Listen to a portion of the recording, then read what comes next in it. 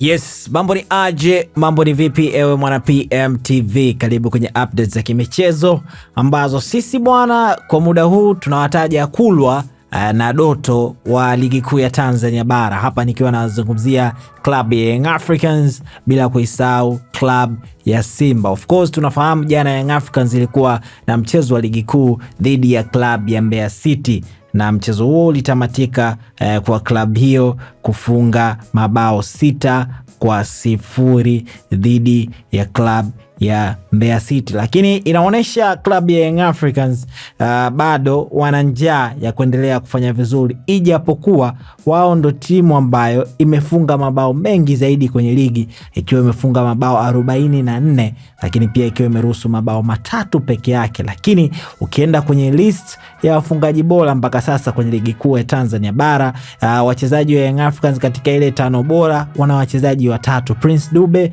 akiwa na mabao 8, Pacome Zouzoua akiwa na mabao 7, lakini Mudathir Yahya Abbas akiwa ana mabao 7 naye. Lakini pamoja na nguvu hiyo na juhudi hizo, Young Africans inaonekana kama bado haijaridhika na safu yao ya ushambuliaji, na inasemekana wameshaanza kujipanga kwa ajili ya msimu ujao. Na kwenye kujipanga huko bwana, klabu ya Young Africans inasemekana kupitia post aliyoposti mchambuzi wa soka hapa nchini Tanzania, nikiwa namzungumzia Hans Raphael, anasema klabu ya Young Africans wamefungua mazungumzo na Wydad Casablanca ili kumsign Selemani Mwalimu kwa mkopo.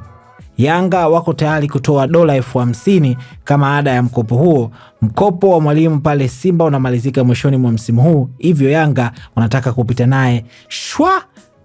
Yani Young Africans wanataka kuongeza idadi ya mabao katika klabu yao, ijapokuwa wamefunga mabao 44, wanataka kuongeza na mabao 6 ambayo Selemani Mwalimu ameyafunga akiwa na klabu ya Simba msimu huu. Sasa unahisi Selemani Mwalimu ataenda kuchukua nafasi ya nani pale ndani ya klabu ya Young Africans, ama nani atampisha Selemani Mwalimu? Ama unaamini wote wanaweza kucheza: Laurindo Depu, Prince Mpomelelo Dube, Clement Francis Mzize, lakini pia na Selemani Mwalimu? Wewe unaweza ukaacha komenti yako hapa kuhusiana na vile ambavyo mtazamo wako upo. Lakini wakati unaacha komenti yako, usisahau kwamba PMBet ndio sehemu pekee ambayo unaweza kufanya bashiri na ukaweza kujishindia vitu viwili: ukashinda pesa taslim, lakini ukaingia kwenye draw ya kushindania Toyota IST ambayo inatoka kila baada ya wiki 5. Website yao ni pmbet.co.tz. Mimi naitwa Raymond Elias.